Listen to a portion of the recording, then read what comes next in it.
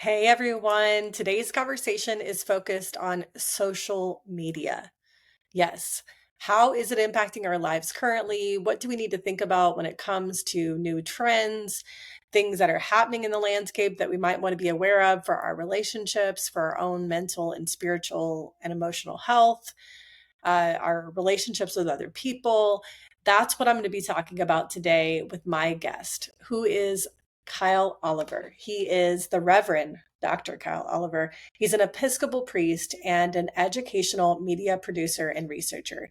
He serves as Director of Communications and adjunct instructor in Christian Formation at Church Divinity School of the Pacific, and he's a visiting scholar in the Digital Futures Institute at Teachers College, Columbia University. He was the lead author and researcher of the Digital Literacies for Ministry Research Project and lead designer and instructor of digital media courses taught at Virginia Theological Seminary in the mid 2010s and Princeton Theological Seminary this past year. He lives in Chicagoland with his wife, Kristen, and his daughter, Fiona. It has been several years since I've talked with today's guest, like before the pandemic, several years. And we exchanged some, stuff back and forth online on social media. But we haven't really talked in person since before, or, like this, since before the pandemic. And given your expertise and our mutual interest in the new media landscape, I am so excited to dive into conversation and catch up with you, the Reverend Dr. Kyle Oliver. Welcome to the show. Thank you very much, Angela. I'm really glad to be here, and I'm excited to talk about this stuff too. I think it's going to be a great conversation. For anyone who doesn't know about Kyle and I's background in new media, we've both been studying the new media landscape, thinking about technology in its newest forms in the 21st century for about, I've been doing it since 2011. How many years have you been thinking about it? Yeah, I think 2012 was kind of when someone started paying me for it. I think it was maybe a little before that I was starting to connect the dots on some of this stuff. But it was really a focus of the job that I had right after I finished seminary, and that was in the summer of 2012. New media. And what we mean by that is just any form of new technology, laptops, iPads, cell phones. So it could be devices itself, but also practices, blogging, sharing, posting. And then also social media platforms are included in there, streaming, Netflix, and so on. So new media that uses the internet is like, and we're sort of, whenever we use the word new media, we could be talking about devices, practices, or social media platforms. And so new media, it has shifted our daily lives in that so it's important for people to realize that social media, we don't just use social media or new media, it also uses us in a kind of way. It also changes us, transforms us, impacts us. And so that's why we need to reflect on it and think about it are the habits that it's inviting me to cultivate and to participate in on a daily basis, are those the habits I want? Or if I want some of those and I don't want others, like how do I not engage in habits that I don't want? So for example, what I mean by this is like when you get on a news feed, I mean, there's a habit, like it teaches you that if you want to see information on a social media platform, you need to scroll. Scrolling is a practice. It's an action that you engage in to participate in social media. If scrolling is engaged in for boundless sets of time without any sort of posting, replying, sharing yourself, messaging other people, it's been shown through research that it can contribute to loneliness, jealousy, depression. But scrolling that involves posting and sharing, so like that's what we're talking about today, I think, is sort of how do we engage in social media habits, new media habits that are life-giving rather than life-taking, and so on. So please, you can say anything that you want about that before I ask you another. Yeah, I think that's right. I think having our framework be practices rather than tech I think makes this conversation more valuable, more connected to the real impact of these tools, and helps us, I think, turn a more critical eye toward toward our own practices, towards practices we're participating in, et cetera. So yeah, I totally agree that that's a really helpful frame. I hear people telling me, like, I use social media all the time on the one hand, and this was true too when I did a survey, a national survey about this years ago. I use it all the time, but I also hate it. And and they just feel like, so maybe let's start with, why do you feel like they say that? One, I want to be here, I want to use it, or I feel like I need to use it, but I also hate it. Yeah. So for me, and this is a thing I come back to and will probably come back to over and over again today, there's this great phrase from this video that I've probably shown to audiences 100 times over the course of my work. A video featuring Lee Rainey from the Pew Research, what are they, Foundation? Pew Research? From Pew Research, whatever they are. Yeah, whatever they are. It's from the greatest research group in my opinion. I love that. I love the research. Yeah, Lee Rainey from Pew was the co-author of a book called Networked that I think really captured a lot of, what they called this triple revolution that was happening at this time. And it was a revolution of broadband internet access, social media platform proliferation, and mobile connectivity through phones, right? And so there was this line in this video that I've shown a gazillion times, and he says, I think a bit provocatively, but we needed this corrective. He says, so people aren't hooked on their devices, they're hooked on each other. And, I think that was partly true then, and it is still partly true now. I think a lot of people then and now would say, no, they're really hooked on their devices. But I think we needed to hear that message of part of what has made these technologies so compelling is that we are social beings and we want to connect with each other. And lots of things that have happened in the last 10 years, 15 years in American life, in life around the world, has made us more lonely and has wanted us to connect with each other more. So we are hooked on each other. These tools have created remarkable opportunities for genuine human connection, and I think we're still chasing that, and in a good way, oftentimes. And so for me, and especially in the days of when all of this was emerging, connecting to people that we knew well in our lives already was the primary way that this was happening. And I'm sure we'll get to talking some about what has changed, but that's certainly one of the things is, it used to be that if we were on these platforms, chances are we were mostly interacting with people we already knew from our everyday lives and wanted to connect with. And, so that's one piece. I don't know if you want to pause there. I have a couple other thoughts on this contradiction, but yeah, I just want to call to mind like Dana Boyd's work in this area too with teenagers. I mean, she makes the same point, right? Where she says it's not that teenagers are obsessed with cell phones, it's that they're obsessed with each other, and they always have been. And that's developmentally appropriate for their age. Yes. And so I often, when I do parent seminars on social media, is I'm like, if you let your kid be on their phone whenever they want to, they will. Because if you let a 14-year-old hang out with their friends whenever they wanted to, they would hang out with them 24/7. They wouldn't do anything except hang out with each other. And I've heard Andrew Zarksky make a point that teenagers in the 50s, like, what did they do with cars? They socialized with them. I've often tried to help parents to see that if you're going to try to help your teenager to navigate the new media landscape well, I mean, I think one of the things to do is to think about their cell phone as primarily time to spend time with their friends. And if it's not a time for them to spend time with their friends, if they need to have family dinner, do their homework without, talking to their friends or whatever, be present at this game. If you want them to do something other than talk to their friends, you just have to say that. Like, you have to help them to see that this is not time to be with your friends.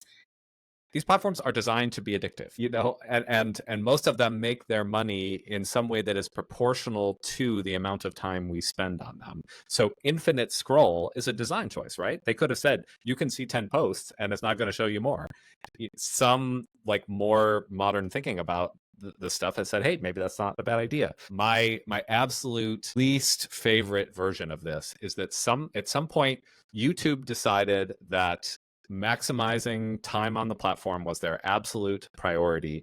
And at some point they made this major tweak to their algorithm that said, we are going to prioritize showing you something long over something that is more directly relevant to what you're caring about. And like, what a tragedy that was. My friend Sarah Lefton, who ran for a long time a Jewish religious education organization called Bim Bom, she used to always say, and they primarily worked on YouTube, and she would always say, the medium is wagging us.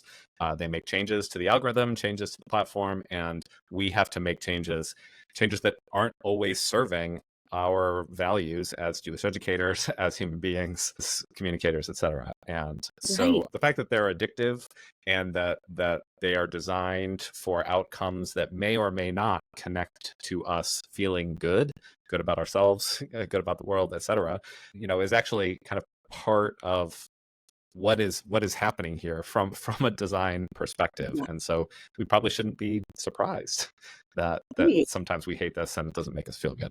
Yeah. Okay. And that's what we're talking about today are for both of us. We do have some ways forward for listeners. We want to say like, we're offering some ways today to subvert the system, to work against it, right? And with that awareness, to actually use it in ways that make us feel better about ourselves and more connected to other people. Like, so that's where we're heading. That's where we're going in this conversation. I think it's important. I say in webinars, in seminars with parents and with teens, social media gets your attention and wants to keep your attention to make money off of your attention. Like that's how Yeah. I say it in Always On. My first book is like, that's important. And if we just have that at the forefront of our minds is like, yes, this is created to be addictive so that they can make money off of my attention. Well, then we can be more conscious about the ways that we give it our attention. And then you also made me think of, sometimes I've done talks with people who work in the technology space. And if you're someone who's working in the social media space right now, I implore you and I ask you, please, like, it's like if they're going to keep our attention, Instagram, for example. At one point, I was pitching a research project to Facebook where I was looking at, are there ways to give prompts to young people through Instagram that will actually benefit their mental and emotional health rather than these, encouraging these things that don't always benefit their mental, emotional, relational health? And so I was saying, like, if you created prompts for gratitude, prompts for recognizing other people, sharing in other people's joy, these sorts of things, like how might that change the experience of young people on Instagram? And it's like, that's the thing, like people who create technology, they have the power to create prompts that contribute to human flourishing rather than diminish it. And so I think we also have to advocate for that. And this ties together with with the Global Happiness Report. So the Global Happiness Report that was recently dropped demonstrated that the United States dropped in its overall happiness. But it was the young people that's the group that's most concerning in this report.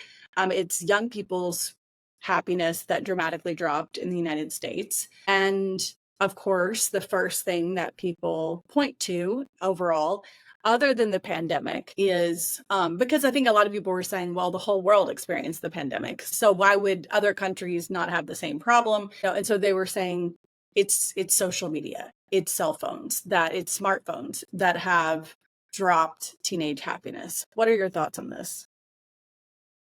Yeah, I mean, I think it's really complicated, and that's the title actually of a book by Dana Boyd, who you mentioned. Yeah, that's right. And yeah, and Dana Boyd shares a particular fact. I think you kind of alluded to this in the book that just never ceases to blow my mind. I'm going to get the numbers. This isn't exact, but I'm pretty close on this. In the 50s, something like 50% of kids walked or rode their bikes to school, and something like 10% of kids got a ride to school. A ride from their parents. I'm not talking about like riding a bus. That was a different bin. But, got a ride from their parents, 10%. Uh-huh. And by the time the authors of whatever study Boyd is citing in the book did it in the 90s or 2000s, those had completely flipped. Now, 10% of people were walking or riding their bikes to school, and 40-ish percent or 50-ish percent, whatever it is, were getting driven, in a car by a parent. And I think that is so indicative of the choices we've made in suburbanization, in school zoning, in 18 gazillion sort of acts of social engineering tied to race and class and so much more that have put young people in a really serious bind. As you said, young people want to hang out together, and it is important for their development that they hang out together. Right. And we have deprived them of almost any agency they had in determining how they could hang out together. And so I think give it's a little example for people. Another one. Yeah, please. Yeah. Well, like when I was in high school, I hung out at the mall with my friends all the time. And I've heard more and more that police at the malls do not want young people to gather there. And when they do gather in groups at the mall, they are often seen as up to no good. They're about to steal something, or that they're just being, loitering, and they're not really there to buy anything. And so they need to disperse and move along. There are very few public spaces. Think about parks. And when teens gather there, people calling the police. There's a big group of teens. They're hanging out here. Teens don't have anywhere to hang out. Keep going. Right? I mean, yeah. So let's start by granting the premise that vilifying young people for their choices is not the answer here. So it is right that they might pursue socializing with their friends. And the equivalent of it when I was a kid, I didn't hang out at the mall a lot. I talked on the phone a lot. Yeah. My wife and I are actually rewatching Buffy the Vampire Slayer right now, and it just brings me right back to 7th, 8th grade. And I think of the people that I would talk to on the phone while Buffy the Vampire Slayer was on TV. Mm-hmm. And I mean, some nights I was on the phone with one or more friends for most of the evening after I had finished my homework or whatever. Yeah. So this is new technology, as you said, serving an old and largely healthy and developmentally appropriate, with some boundaries, activity for young people. Mm-hmm. So let's start there. Mm-hmm. I don't know the Global Happiness Report super well, but I was looking the other day at this British study by Amy Orban and colleagues. I don't know if you know this one. I think similar kinds of dynamics probably, and you can correct me if I'm wrong. But so what they were finding as they were looking at, trying to look at a direct connection between social media use and life satisfaction was their term that they were investigating. And they found for most age groups what they called a sort of Goldilocks graph. And you can imagine, I'll make the gesture for people watching on video, an inverted U would be the plot of this for, on the x-axis, how much time are you spending on social media, and the y-axis, how satisfied are you with your life. And basically, for most age groups, that they were finding this Goldilocks, sort of just right, inverted U-shaped pattern, where people who used social media a ton, and interestingly, people who didn't use it at all, tended to be people who were saying that they had a low level of life satisfaction, and people who were sort of using it just right, presumably with some boundaries, presumably with with a sense of intentionality and balance, were generally reporting higher levels of life satisfaction. And the two places where they weren't getting that curve was early adolescence, like puberty, 11 to 13 in girls, slightly later for boys. And then again around age 19 in girls and boys. And I mean, that just leapt off the page at me as I'm thinking about this sort of Buffy the Vampire Slayer phenomenon of just on the phone constantly. Those ages are times, this was a British study, but in I think North Atlantic or Global North, or however we want to say it, normative, typical kinds of life patterns for young people. Those are times of great upheaval. Yes. And great social tenseness. And if the technology is in some sense a kind of carrier of and a barometer of that social tenseness, maybe not shocking that we're seeing that correlation, and maybe reasonable to say that the social media the connection is at least a little bit more symptom than cause, at least potentially. And I mean, social scientists know that teasing out cause and effect is really, really difficult in these kinds of studies. So, I think that study, suggests some strategies here. It suggests the importance of boundaries, especially at these times where you're not getting the expected U-shaped behavior, where like the more you use it, there's sort of just a line down, and like the less happy you are, and the less happier you are. That gives us some ideas about boundaries, about having correctives in our lives that make sure that we're not just running down that life satisfaction curve by spending all this time. Yeah. So I as in some sense, a scholar of the history of communication, at least, Absolutely. by virtue of the kind of stuff that I study, I'm really skeptical of moral panics. I'm really skeptical of blame the young people. I'm really skeptical of rigid prescriptivism, right? Boundaries, communication, intentionality, negotiation, community, all of that stuff is really bound up here. And I don't think the story is just like Instagram is making kids sad. Right. And this is why we're talking, is because one, everyone listening, if you are interested in the new media landscape and how it impacts people's lives, how it impacts work, institutions, please follow Kyle on social media. I love what you've been posting, especially lately on Facebook. I was talking to my sister just last night. She has a 12-year-old. She will encounter a situation with social media, and all of a sudden I'm like, oh, I need to have a conversation with her about this. Like, I didn't even know it was a conversation. I didn't even know it was guidance I needed to give, because I don't know what I need to give guidance about. Like, I'm learning along with them. What do you think about that? I think a powerful thing to do, and it has to start sooner than later, I think, is to sort of like be each other's co-pilot. I'm not an expert in children's media, but in the little bit of children's media coursework and reading that I've had to do over the years, one of the big themes is like co-watching, right?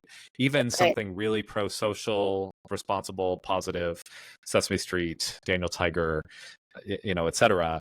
The benefits of kids watching that stuff go up hugely when a parent or other responsible adult watches with them and engages with them. That's right. And we have to not be afraid of being called out on some of our own unhealthy tech practices. Yes.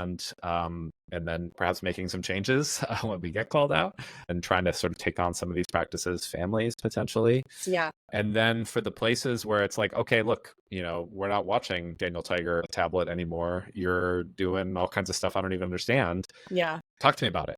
Like, what do you like about it? What are you enjoying? What are you getting out of it? Like, how do we have some rules that are connected to what you're experiencing in a positive way, how you connect with your friends, all that kind of thing. So yeah, I'm 100% with you, because I feel what you're suggesting when it comes to iPads, what Kyle is talking about for listeners is research has definitely shown that when a parent sits and watches a show with a child, and then every once in a while pauses the show and engages with the child about it, or after the show talks with them about it, there are way more benefits for their virtue development, character development, for their cognitive development, relational development with you, than if they were to just watch it on their own. And so it's pausing and asking questions like, is there a bad person on this show? Like, what makes them bad? And like, who's the good person on this show? And what makes them good? And who do you like? And who do you relate to? It's that sort of conversation that really nurtures their cognitive and relational development. And then as they get older, same thing. And I tell parents all the time, like, my thing is, you ask your kid when they go to a school dance, they go to a football game, they go to a birthday party, they go to a friend's house. When they get home, how was it? What was it like? Did you enjoy yourself? Who did you talk to? How did it go? How did it feel? And sometimes they engage you a lot, and sometimes they give you one-word answers, and that's what it is to be a parent. I encourage you, if you're listening, ask your kids about social media spaces in the same ways that you ask them about physical spaces. Hey, you've been on TikTok lately. Like, where have you been doing? You've been on TikTok, you've been on Instagram. Like, where are you hanging out online? Who are you talking to? What have you noticed? What's trending? Like, what's been fun for you lately? Have you ever felt sad recently online? Has anything made you angry? Like, how did you deal with that? Has there been drama? Like, the top things that young people say that are negative about social media for them are there's a lot of drama. I feel left out. Mm. And there's a couple of other ones, but those are the two that I can think of right now that the Yeah. two research. Comparisons, maybe. Yes, comparisons. Yes. Yeah, right. And so it's about asking them these sorts of questions like, have you felt left out recently? Has there been drama recently?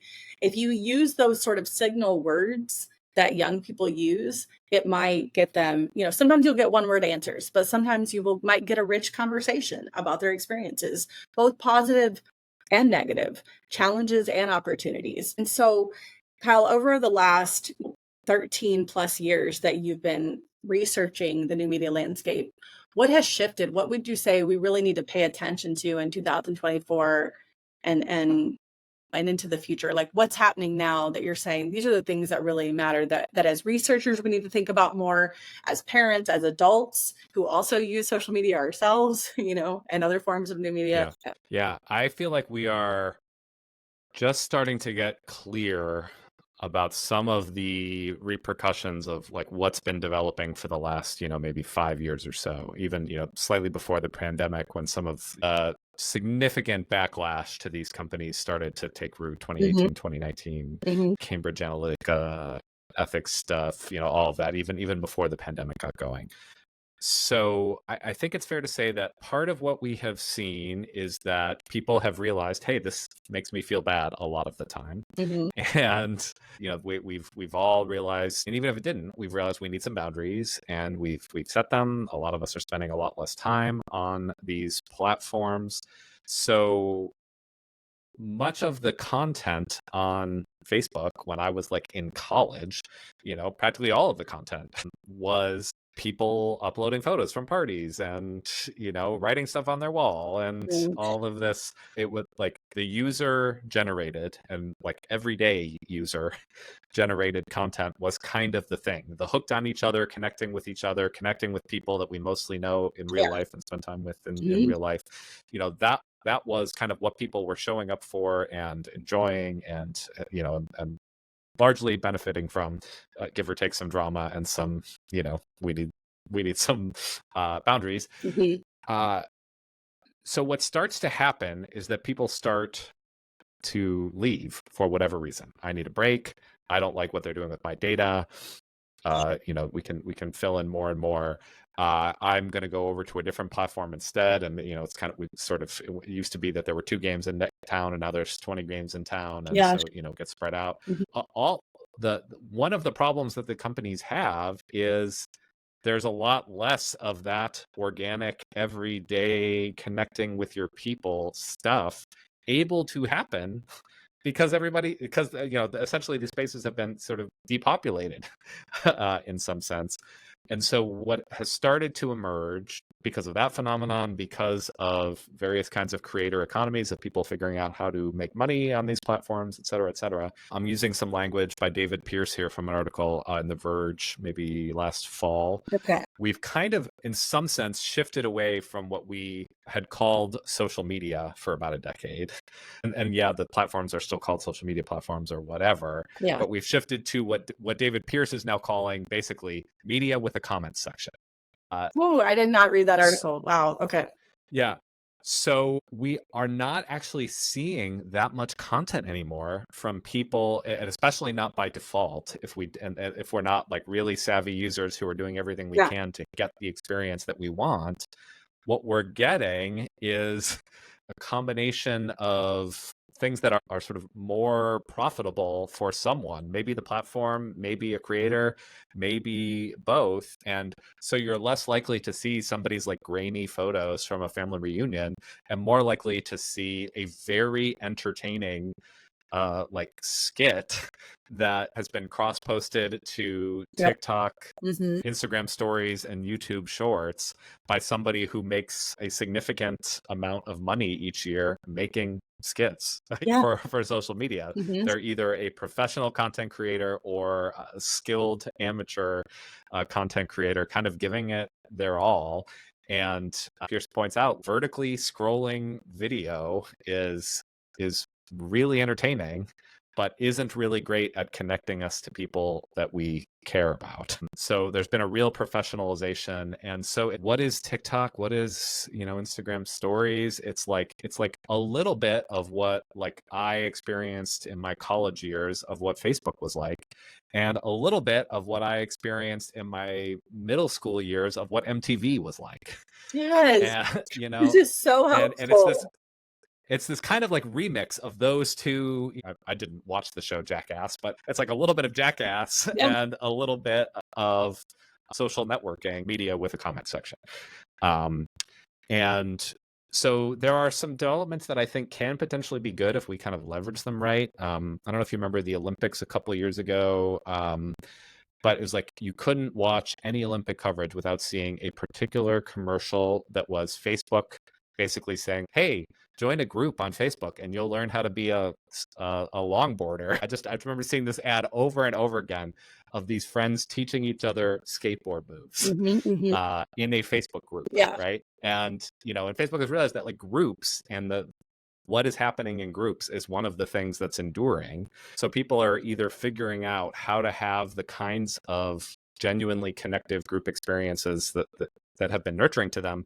They're either figuring out how to do them on the public platforms, or increasingly they're going to more private platforms like Discord.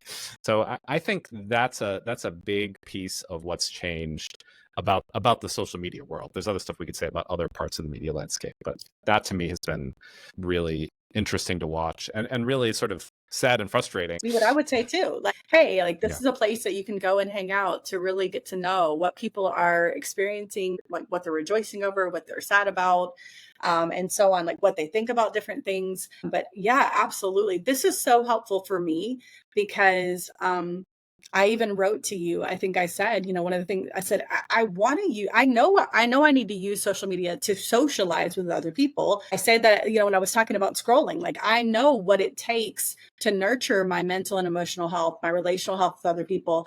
And yet I can't seem to find my friends online. I don't really feel, and then when I do, and I love all my friends, and they probably would say the same thing about me. I feel like when I do, all they're doing is promoting their work. Like the friends who are online.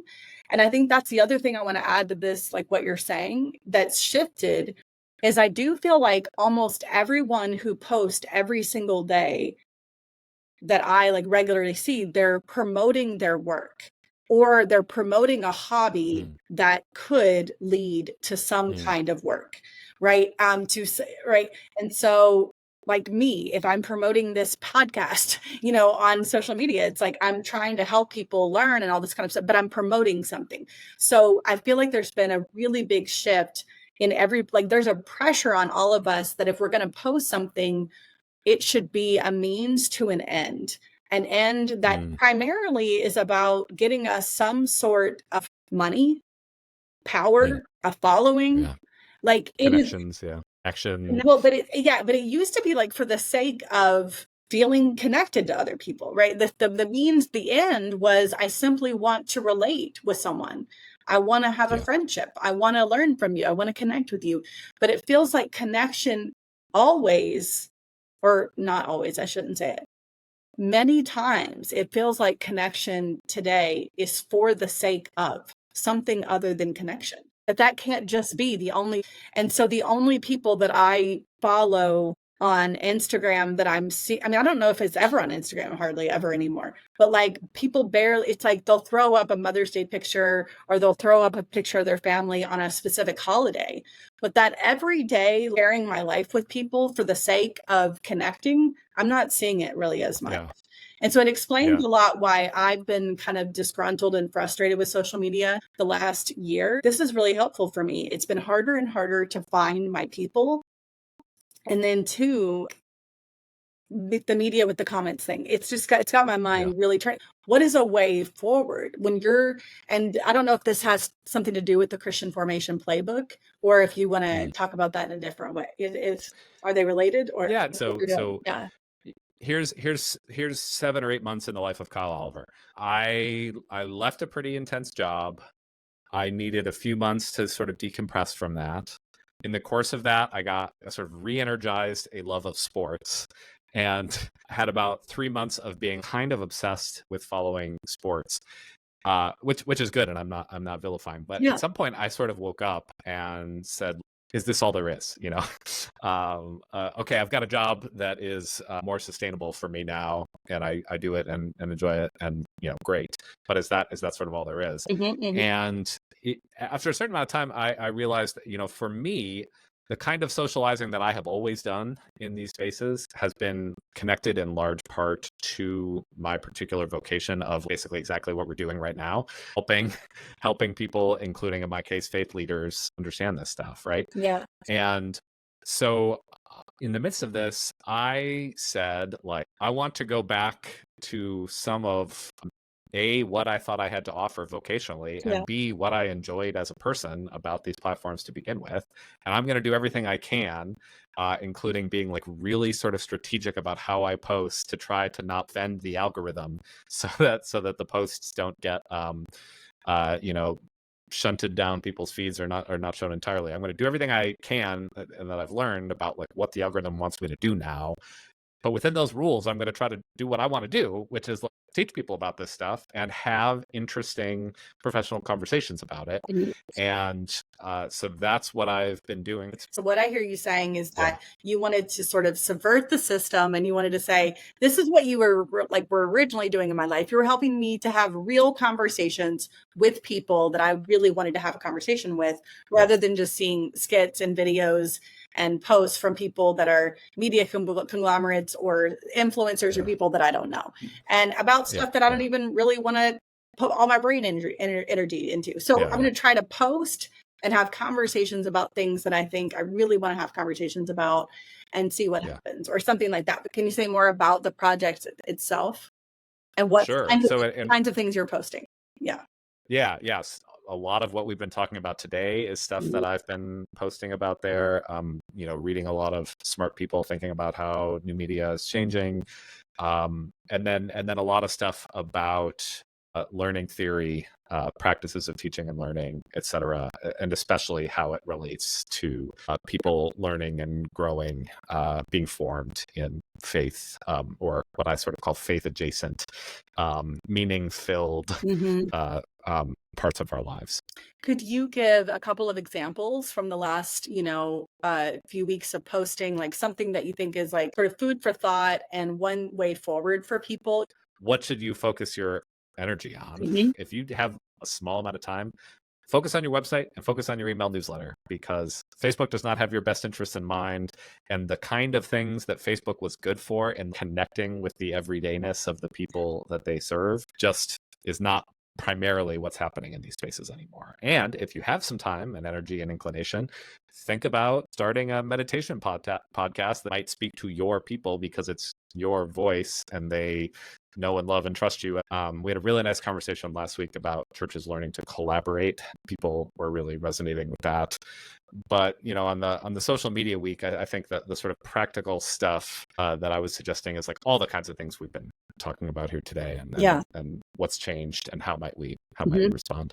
Okay, so just to kind of touch on a few things that you've mentioned, I think one is the collaboration piece. I think that if you are someone who's listening and you're feeling lonely in your work, I would encourage you to reach out to other people in your fields and see if you can have once a month, bi-weekly, every couple of weeks, a conversation for 30 minutes to an hour about what are you working on, what's invigorating you, energizing you, and then like what's hard for you. And just that simple thing. And are there any ways that my work and your work intersect where we can actually make less work for each other? And then also what I hear you saying is just, as we're engaging in social media spaces, we really can do it with intentionality. We don't have to do it in the way that you do, right? But we can, each one of us can look and say, okay, what are the things that give me life? And that's what I would encourage listeners to do, is like, when you think about whatever platform is your favorite, or maybe you have a couple, what are the things that really give me life? I encourage you, if you're feeling sort of weighed down by social media, pay attention over the coming days about what moments do you feel alive? when you're in these spaces? Do you feel seen, heard, connected to other people? And then what are the moments that you feel the opposite? And then try to figure out, okay, what's happening here? What are some of the things that could be really detrimental to our souls? Following closely the lives of celebrities or people whose lives are very, very different from our own, and not realizing the impact that that can have on us. And so I encourage you, if you follow a lot of people that you don't see on in person regularly, and especially a lot of people that have nothing to do with your own life, like that have way more money than you, for example, way more access to resource and everything, that I'd encourage you to really pay attention to who you're following passively, what I mean by that is like somebody that you would never message, or that would, if you did, they wouldn't message you back. Be really mindful of who you're passively following in your life, and whoever those people are, I encourage you to have them be people who encourage you, not people who make you feel worse about your own life. And then the other thing I would really encourage us is in 2024 to be really mindful of what is called hate following. And that is following people on TikTok, Facebook, Instagram, and so on that we have zero respect for. Or on X, right?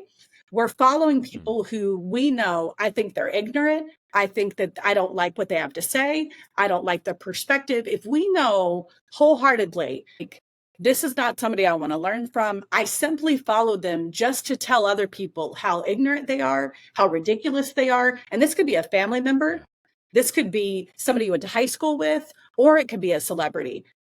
That will kill your soul over time. If you follow people and you do not like them, you even maybe hate their perspective, like that will minimize your own humanity over time. It will make you feel disconnected from other people. It will hurt you. It will hurt your mental and emotional health. So are there some things like that you would say, like, these are a couple practices, like, Totally. Yeah, I've got two thoughts on that. So, and they both, I guess, do relate to this playbook. Yeah. Little project in progress that I've got going. So one of them is, do you find places to play? Yes. Because of because passive following is part of the social media experience. That's right. And more so. But what is more powerful and meaningful for many of the users of these platforms and members of these communities is the creative part, right? The actual play, the posting, the interaction, the mixing it up. I mean, the thing that I miss so much about Twitter, there was just so much like word play, like ruin a movie title with one letter or whatever, and you're supposed to like change just one letter in the movie title and it totally has a different meaning. Yeah. Twitter was really good for this kind of like playfulness with language. And when people were really watching hashtags, a game like that would end up with its own hashtag, and a whole bunch of people who don't even know each other would end up playing this little game. Nice. Yeah. And having fun and being creative. I remember in the kind of like heyday of this, I was living in New York City, and some of it's a little bit embarrassing, but I had a little Twitter account at one point where I was writing little like rap couplets based on New York Times headlines. That was a sensible thing to do on the Twitter of 2016, and was fun and nurturing. It was a good thing to do on the subway. It was great. So find places to play, and hopefully people to play with, because this stuff has flourished as companies have figured out how to sort of like monetize anger and hate. It got going because people were really enthusiastic about having fun online together. And we still can, but it takes a lot more intentionality now. And we have to kind of swim upstream sometimes from some of the algorithms and everything else. So there's one sense of play. And then the other sense of play, it's called the Christian Formation Playbook. And think about a playbook, and if you're not a religious person, stay with me here. There's a kind of related idea to a playbook in the life of faith, and it's something that Angela and I have both used to teach on this stuff, and it's what the monks would call a rule of life. So a rule of life, in the like sort of hyper-religious sense of that word, is the common set of practices that a religious community takes on together, right? So there's a rule of Saint Benedict, one of the earliest, monks. This was in what, Italy? My medieval Christian history is shaky, but the rule of Saint Benedict is, you can buy a copy of it, and it's this kind of set of practices and kind of essay about why they work. That this community of people living and praying and working together did. And it's not all rules, Right. it's not all restrictive. It's a kind of framework for living. This tool of a rule of life, I think, takes on really helpful dimensions if we think about it as a kind of playbook with a kind of meaning or spiritual or whatever tension in our lives of how am I going to live my life, or you might even do one, and I know Angela and I have both done this. What is my digital media rule of life? Yeah. And what are my practices, both sort of thou shalt and thou shalt nots, That's right. both on the time frame of your day-to-day life, but also, weekly, monthly, yearly. How do you try to take a week-long tech Sabbath, once a year? We were talking about practices for young people. I didn't want to leave this conversation without telling this story. I was a camp counselor at a Christian camp, I don't know, 15 years ago, something like that. And on the last day, part of what we were trying to do is help people reflect a little bit on what about camp do you want to take with you? And this 12-year-old girl just started bawling because she knew that tomorrow her cell phone was going to start pinging 10 times an hour, 20 times an hour, whatever. And this was in the days mostly just of text messaging, right? This was, she probably didn't have Twitter on her phone. She was just getting texts. But she was panicked basically about what it was going to be like to re-enter that space. But it took stepping away from it for a week to realize that she wanted something else for herself. And then from that experience, she could, and we certainly in that moment tried to encourage her to sort of take a posture of, okay, well, what could you do differently when you re-enter that world that might help you to have a healthier relationship both with your phone and with your friends? So to me, the playbook or the rule of life or whatever it is, the sort of set of guidelines and boundaries and celebratory encouragements that tell us how to use this stuff, to me, that's a really, really powerful tool. Yes. And I love that you brought this up. I'm so grateful that you did. If you're listening to Kyle and me right now and you're thinking, oh my gosh, it's overwhelming to even just imagine creating a rule of life for myself for the digital media landscape, maybe just start with what we were saying a few minutes ago, which is what's life-giving for me in these spaces? What's life-taking? And then just a couple, okay, what are the two things I'm going to do in the coming months that I know definitely give me life as I live in a new media landscape? And what are two things I'm going to avoid in the coming months? And then revisit it. Kyle, do you have any last thoughts as we're wrapping up this conversation, just things that are burning within that you're like, I really want to say this about the new media landscape? Maybe one more practice that you might consider if you can afford it is subscribe to some things, in a paid way, because another whole piece of this that we've, not talked about at all is that actual mainstream media organizations have been done really wrong by these platforms, and the economics of the media right now is really grim. And so I wouldn't want to leave this conversation without saying, if there's something out there happening on the internet and you want it to exist, and part of how you could help it to exist is to pay to support it, think about doing that if you can, because we could be entering a make or break couple of years for an awful lot of what is left that is still good. So support what you can. Reverend Dr. Oliver, I'm super grateful for you being here today, sharing your time with me and with everyone else, all that you've gathered over the years.